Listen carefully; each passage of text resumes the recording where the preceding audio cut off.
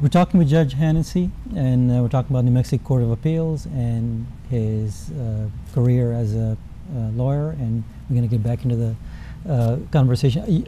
You mentioned something about the Pueblo. Specifically, I know you work with the Zuni Pueblo. Right. Let's talk a little bit about that, and then we'll get into we have a 6-minute segment there, so we'll try to cover as much as we can. When you work in the U.S. Attorney's Office, sometimes you have opportunities to do unique things. I had a chance to work with the Zuni Pueblo in the late 90s on a DOJ initiative called the Circle Project. And the Zuni Pueblo was one of several tribes or pueblos around the country that received funding to upgrade law enforcement facilities, to sort of modernize some of the law enforcement activities, vehicles, computers, things like that, women's shelters. So it was a lot of fun for me. First of all, it's a beautiful drive out there. I got to go a lot. Oh, so you weren't living in that area? No. You were just driving back driving, and forth. driving, yeah. I see. I maintain a residence in Albuquerque. That's great. The thing that most people don't know, and I didn't know that it was publicly financed, your elections? Well, my race, the Voter Action Act established the possibility for statewide judicial candidates to decline to take private donations and funds and instead accept public finance. It's an option. You can go either way, but my race is publicly financed. I thought it was a good opportunity for me not to think too much about trying to achieve a campaign that is funded and have to have people assisting me with that. I was able to become a qualified candidate for public funds, so my race is publicly financed. It keeps me able to talk to people around the state about myself and my race. And there's no other judges that have public financing, I think. Not this cycle, no. Others have used it. 2010 was the first time it was used, and one person ran for the Court of Appeals and achieved public finance. It also is an option for PRC candidates, but not state district judges yet. I see. Okay, well, I didn't realize that there was an option there as far as public financing and all that.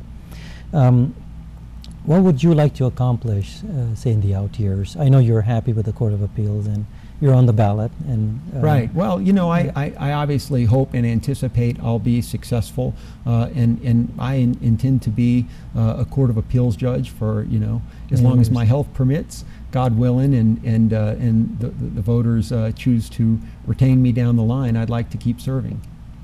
Is there anything in specific that you would like to work on in the future as far as law is concerned? But becoming, there's a learning curve in all legal jobs. Certainly there's a learning curve in judicial jobs.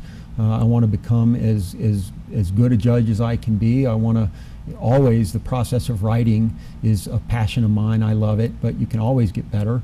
I think learning from some of my colleagues who have written far more opinions to date than I have, in bringing into my role as a judge the experience that I gathered in the 17 years before I got here. You can always do those things better, and I work on it every day. As an appellate court judge, you have to be a pretty decent writer. I think so. I think it's really the foremost requirement for the job. I mean, you are writing things that have the capacity to instruct. You have district judges that read the opinions that the Court of Appeals and of course the Supreme Court write and conduct hearings in their courts in the manner that is written. So you need to be precise in what you say. You have to be careful not to overspeak and get it right. That's the main thing we're trying to do, is get it right. Great.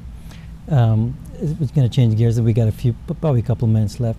And your wife, you have twins, right? I have 9-year-old twins. They turn 10 on Thursday. My wife is a social worker here in the public school system. She works in Albuquerque? Albuquerque Public Schools, yes. Oh, she works, so she's a school teacher. Yeah, no, she's a social worker in the schools. I see. And my mom lives up in Taos still to this day. Yeah, I think you originally moved to Taos. Yeah, right? well, my family, that's where we first wound up, but when I came here to practice law, I started out in Santa Fe when I was working for a 10th Circuit Court of Appeals judge, and then moved down to Albuquerque when I went to the U.S. Attorney's Office. I wasn't very good at the commute. You didn't like? Yeah, but Taos is a beautiful country, though. Yeah, yeah, it is. It's absolutely gorgeous. We go Yeah. frequently up there. My mom still lives in the same house she moved into in 1986. Yeah, I go there once in a while. It's beautiful up there. It's really nice. Very nice.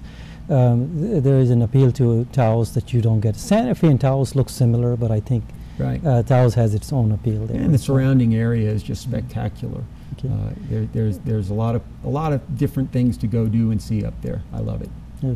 One thing that caught my eye when I was reading that you're into table tennis. Yes. I was in table tennis many years ago. That caught my eye We there. should play sometime. I've played for years. Love table tennis. I didn't see too much of it in the Olympics this time because I'm on the road a lot right now. But I love it, and I'm teaching the kids. You don't see too many people in table tennis. I don't know what that is. I was in like 20 years ago. Right. And I even heard some complaints that it was an Olympic sport, but I believe it should be, and really have a lot of fun with it.